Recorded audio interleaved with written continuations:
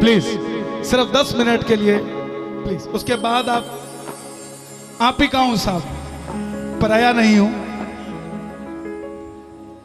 लेकिन दरबार में आए और किसी भगत का काम ना बने, ऐसे कीर्तन का कोई उपलब्धि नहीं।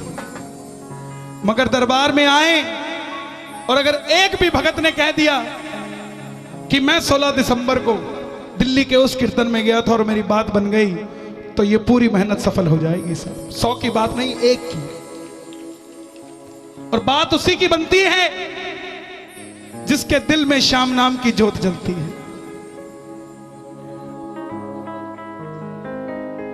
हर रोज खाटू नहीं जा सकता दिल्ली का प्राणी, दिल्ली का प्रेमी रोज खाटू नहीं जा सकता। बाबा को दिल्ली वालों से इतना प्रेम है कि रोज दिल्ली में कहीं ना कहीं आया रहता है साहब कि आ जाओ, बात अगर रह गई हो तो करके चला जाओ। दरबार में गुरुजी सुरेश जी गुप्ता जी बैठे हैं। जितनी मेरी उम्र नहीं उससे दुगने साल इनको खाटू जाते हुए हो गए, तो मैं ज्यादा क्या बताऊं। लेकिन आइए, एक प्रमुख रचना जिसको बाबा श्याम ने स्वयं मेरी झोली में डाला, बाबा श्याम की कथा। कौन है ये खाटू वाला, कौन है ये 3 बाणधारी, क्यों है सिर्फ शीश के साथ श्रृंगार स्वरूप। जहां सन 2000 से पहले गिने चुने गिनती के भक्त जाते थे, ऐसा क्या हुआ कि सन 2000 के बाद आज गिनती करनी मुश्किल हो रखी है कि दरबार में कितनी प्रेमी जाते हैं। मेरी गुजारिश, ज्यादा देर नहीं, सिर्फ 10 मिनट मुझे दे दीजिएगा। कभी भी दरबार में जाओगे खाटू वाले के तो समझ जाओगे दरबार में हमने करना क्या है। ये बिना वहम का देवता है, सिर्फ एक मंत्र है, ओम श्री श्याम देवाय नमः। दूसरा कोई तंत्र मंत्र इसके दरबार में ना है, ना कोई काम करता है। जिसके घर में इसकी पूजा है उसके घर का ब्राह्मण भी यही है, उसके घर का सयाना भी यही है, उसके घर का मार्गदर्शक भी यही है, उसके घर का मुखिया भी यही है, उसके घर का सब कुछ यही है साहब। क्यों है, क्या है ये? सिर्फ 10 मिनट मुझे दे दीजिए। मेरी हाथ जोड़कर विनती आपसे, जिसने उठकर जाना है अभी चला जाए, मगर इस 10 मिनट के बीच में कोई ना जाए। मेरी हाथ जोड़कर विनती। मौलवी जी आप भी जरा ध्यान रखिएगा। सुनो सुनाए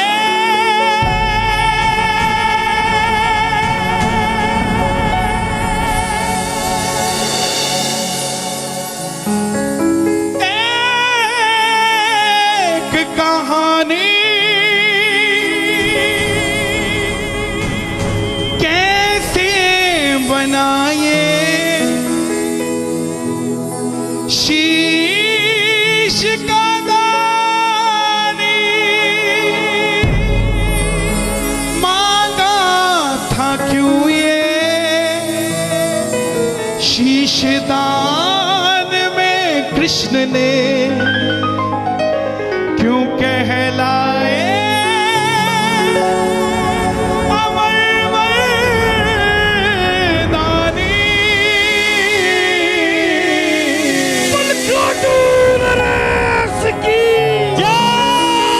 हरे का तू है,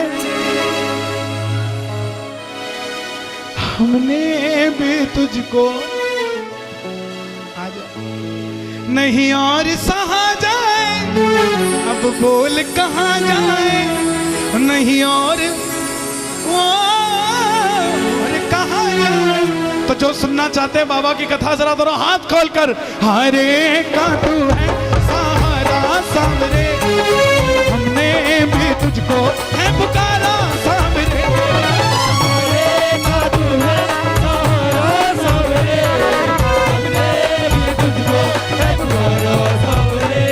नहीं और सहा जाए, अब बोल कहां जाए, नहीं और सहा जाए, अब बोल कहां जाए। नहीं नहीं नहीं नहीं नहीं और सहा जाए, अब बोल कहां जाए, नहीं और सहा जाए, अब बोल कहां जाए। बोल खाटू नरेश की। ये कथा शुरू होती है महाभारत के उस युद्ध से, जो युद्ध हुआ पांडवों और कौरवों के बीच। कौरवों की रखवाली कन्हैया की सेना कर रही थी और पांडवों की रखवाली गोविंद मेरो है, गोपाल मेरो है, गोविंद मेरो है, गोपाल मेरो है, गोविंद मेरो है, गोपाल मेरो है, शिवा के बिहारी नंदलाल मेरो है, शिवा के बिहारी नंदलाल मेरो है, गोविंद मेरो है, गोपाल मेरो है, गोविंद मेरो है, गोपाल मेरो है। कौन है ये खाटू वाला? पांडवों में भीम, भीम के पुत्र हुए घटोत्कच और घटोत्कच के पुत्र हुए महाबली बर्बरी। बोलिए महाबली बर्बरीक की।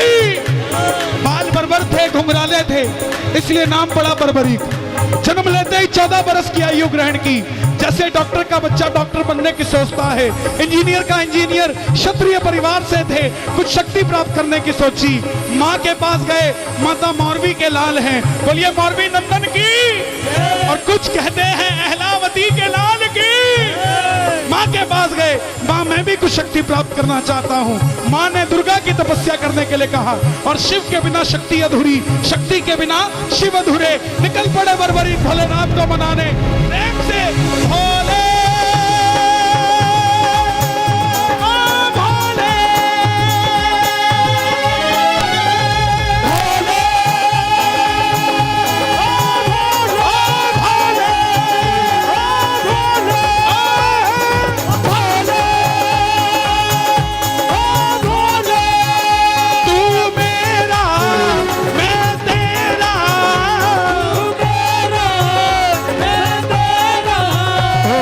शाम से मिला दे बाबा, शाम से मिला दे, शाम से मिला दे बाबा, शाम से मिला दे। और मां दुर्गा की तपस्या से 3 बाण ऐसे प्राप्त किए जिससे तीनों लोग जीत सकते थे। जब इंसान के पास धन आता है तो खर्चने का मन आता है, और जब शक्ति आती है तो इस्तेमाल करने का मन आता है। माँ के पास गए, माँ मैं भी इस महाभारत के युद्ध में भाग लेना चाहता हूँ। माँ ने सोचा कन्हैया की सेना कौरवों के पास है, पांडव कमजोर होंगे। वचन ले लिया, बेटा जा, मगर जाने से पहले 2 वचन देकर जा। पहला वचन, हरे का तू है सहारा सामरे, हमने भी तुझको है पुकारा सामरे।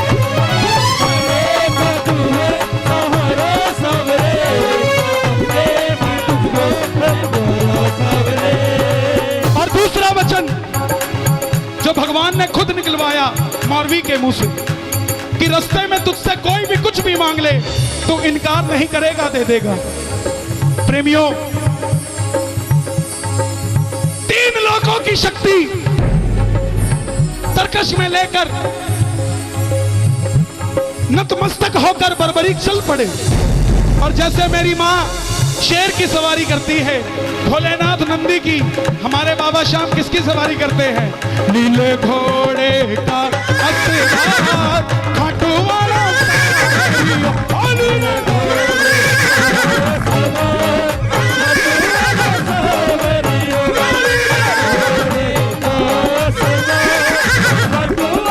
हाथ खोल के ये बात, सावरियो रे मारो सावरियो, सावरियो रे मारो सावरियो,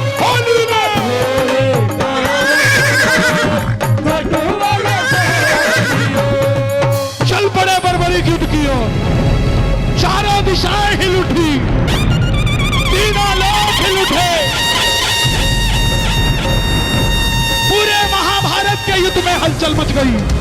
कौन आया ये 14 साल का बच्चा नीले घोड़े पे सवार होकर युद्ध की ओर बढ़ता जा रहा है?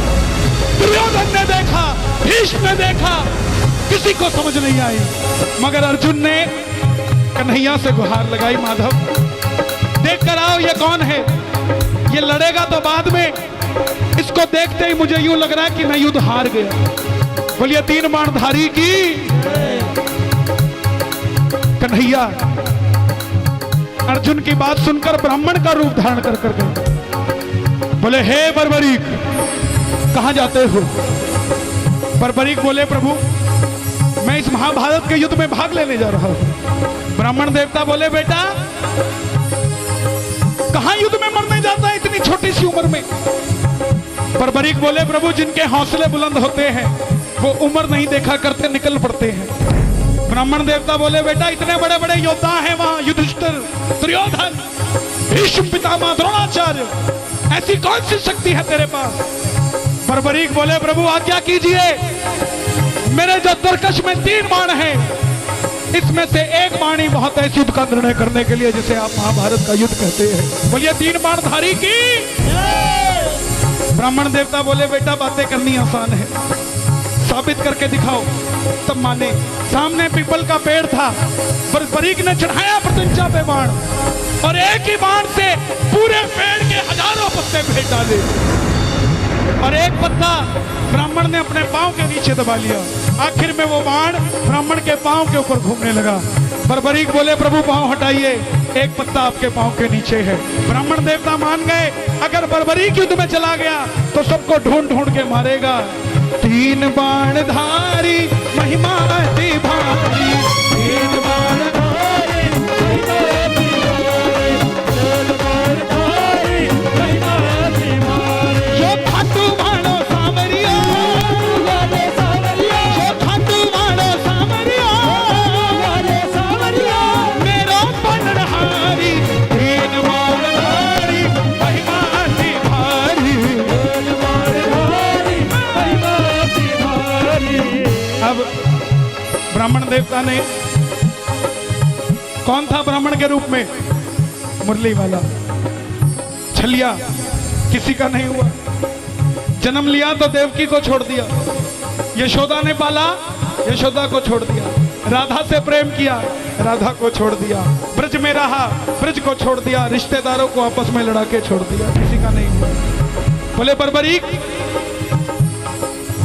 किसका साथ दोगे? बोले प्रभु मैं अपनी मां को वचन देकर आया हूं, हारे का सहारा, जो हारेगा उसका सहारा। बोले ये कैसा वचन दे दिया? अगर तू पांडवों की तरफ हुआ तो कौरव हारने लग जाएंगे तो तू कौरवों की तरफ हो जाएगा, अगर कौरवों की तरफ हुआ तो पांडव हारने लग जाएंगे तो तू पांडवों की तरफ हो जाएगा। इससे तो युद्ध का निर्णय नहीं निकलेगा। प्रेमियों, बर्बरीक ने हाथ जोड़ दिए, हे ब्राह्मण देवता मेरा मार्गदर्शन कीजिए। ब्राह्मण देवता के मुख से आवाज आई, हे बर्बरीक, सुन लेना प्रेमियों, हे बर्बरीक, कलयुग में इस धरती के कल्याण के लिए एक शीश का दान चाहिए और वो शीश का दान इस समय किसी 3 महाबलियों में से किसी एक का हो सकता है। और वो 3 महाबली कौन? या तो भगवान श्री कृष्ण, या अर्जुन, या बर्बरीक तुम। महाभारत अर्जुन के बगैर भी कुछ नहीं और कन्हैया के बगैर भी कुछ नहीं। और तीसरा कौन? महाबली बर्बरीक। जैसे ही ब्राह्मण देवता बोले शीश का दान चाहिए, बर्बरीक ने और कुछ नहीं सोचा, तलवार निकाली, प्रभु शीश का दान दिया जाएगा। मगर जो शीश का दान मांग सकता है वो साधारण ब्राह्मण नहीं हो सकता। आप अपने असली रूप में आइए। और प्रेमियों, मेरे मोर मुकुट बंसी वाले ने अपना विराट रूप दिखाया। द्वारिकाधीश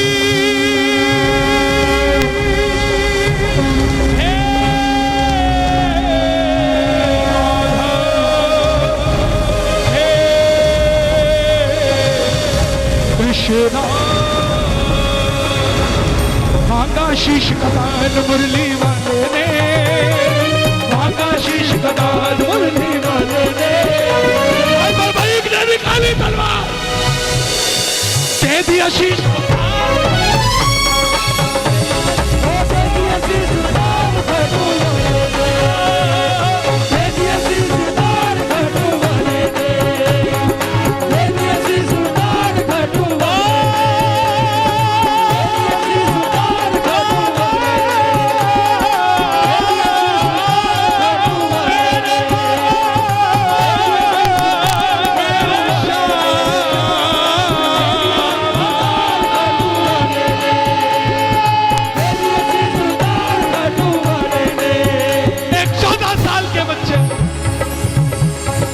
शीश उतार कर दे। चाहता तो एक बाण में युद्ध खत्म करके अपने आप को शूरवीर कहलवा देता, मगर शूरवीर से ज्यादा जो दानवीर होता है भगवान अपने आप उसे शूरवीर बना देते हैं। शीश दान से पहले कन्हैया ने पूछा तुम्हारी क्या इच्छा है? बर्बरीक के शीश से आवाज आई, हे प्रभु मैं योद्धा हूं, लड़ने आया था, लड़ नहीं पाया, मगर युद्ध देखना चाहता हूं। भगवान ने शीश को अमृत पान करवाया, और मुझे आपको बताने की जरूरत नहीं अमृत क्या होता है। खाटू का शीश पत्थर का नहीं है। अगर खाटू का शीश पत्थर का होता तो पत्थर दिल इंसान खाटू जाकर ना रोता सा। बाबा का शीश अमर है। अंत में पांडव युद्ध जीत गए, और जैसे हम करते हैं, काम अच्छा हुआ तो मैंने किया, गलत हुआ उसने किया। पांडवों ने अगर बर्बरीक ना होते तो पांचों पांडव भी ना होते। क्यों? क्योंकि घमंड में इतने चूर हो गए थे, मन में अभिमान था आया, युद्ध हमने जिताया, मन में अभिमान था आया, युद्ध हमने जिताया। खुद पैसा कमाना और अपने मुंह से खुद को सेठ कहना सेठाई नहीं है। सेठाई तब जब दिल्ली कहे।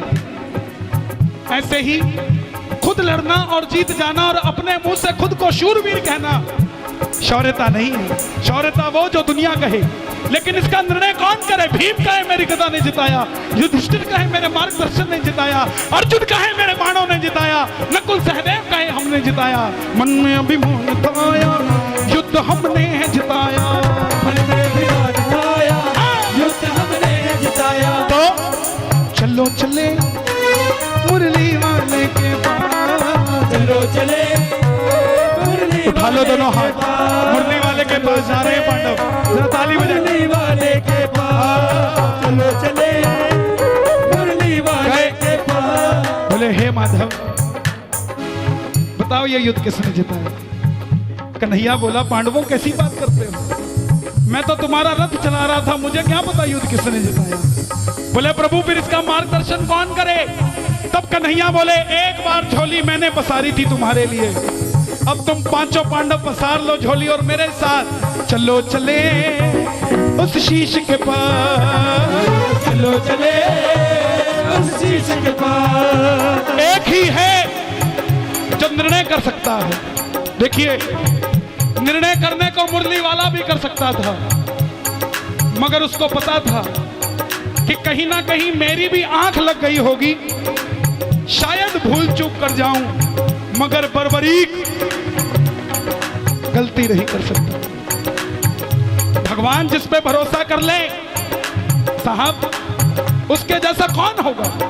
कहे चलो चले उस शीश के पास, चलो चले उस शीश के पास। उठा लो दोनों हाथ, बर्बरीक के शीश के पास जा रहे, जरा ताली बजा के। शीश के पास जाकर करेंगे उसका अरदास, जाकर करेंगे उसका अरदास। चलो चले चले चले चले शीश के पास, चलो चले उस शीश के पास।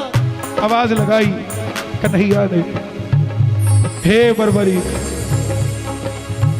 हे महाभारत के महानायक, हे मारवी नंदन, हे घटोत्कच नंदन, हे लीले घोड़े के असवार, हे तीर बाणधारी, हे दानवीर बर्बरीक, हे महायोगी, हे महाराज, बताओ तुमने युद्ध में क्या देखा? बर्बरीक के शीश से आवाज आई, हे पांडवों किस चीज का अभिमान करते हो? मुझे पूरे युद्ध में सिर्फ और सिर्फ भगवान श्री कृष्ण का सुदर्शन चक्र चलता दिखाई दिया। युद्ध में मारने वाला भी कन्हैया था और मरने वाला भी कन्हैया था, इसके अलावा कुछ नजर नहीं आया। अर्जुन तेरे रथ पर मुरली वाला पूरी धरती का भार लेकर बैठा था, और कर्ण के रथ पे अकेला कर्ण था। वो बाण चलाता था तो भी तेरा रथ 2 कदम पीछे जाता था, तू बाण चलाता था तो भी उसका रथ 2 कदम पीछे जाता था।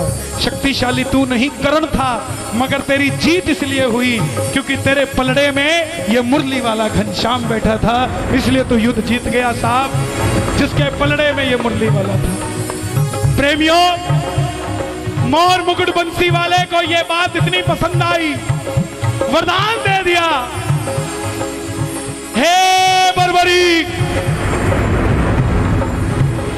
तुमने जो शीश का दान दिया है इसको अमृत पहले ही पिला चुका हूं। जैसे ही कलयुग प्रारंभ होगा मेरी 16 की 16 कलाएं तेरे इस शीश में विराजित हो जाएंगी और मेरे श्याम नाम से घर घर में पूजा जाएगा।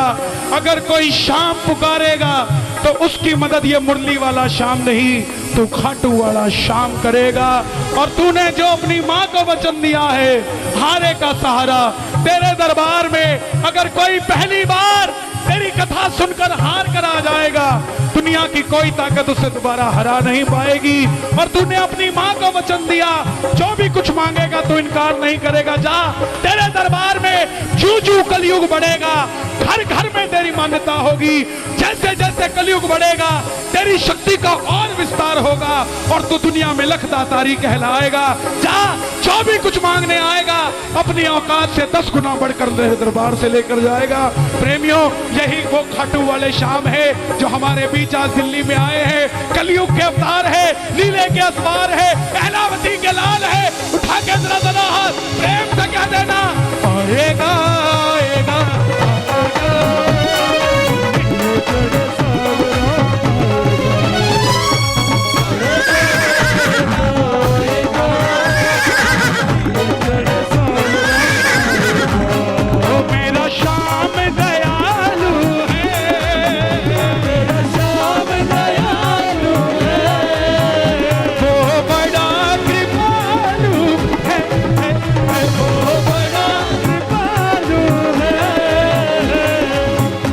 इसके दरबार की खासियत है, या तो खाटू जाना होता नहीं और अगर चले गए उसके अलावा कहीं आना जाना बंद हो जाता है। सर्दियों की छुट्टी पड़े चाहे गर्मियों की, शिमला नहीं जाता कोई। बच्चे भी कहते हैं चलो पापा चलो एक बार ले चलो, हमको खाटू वाले के दरबार ले चलो। चलो पापा चलो एक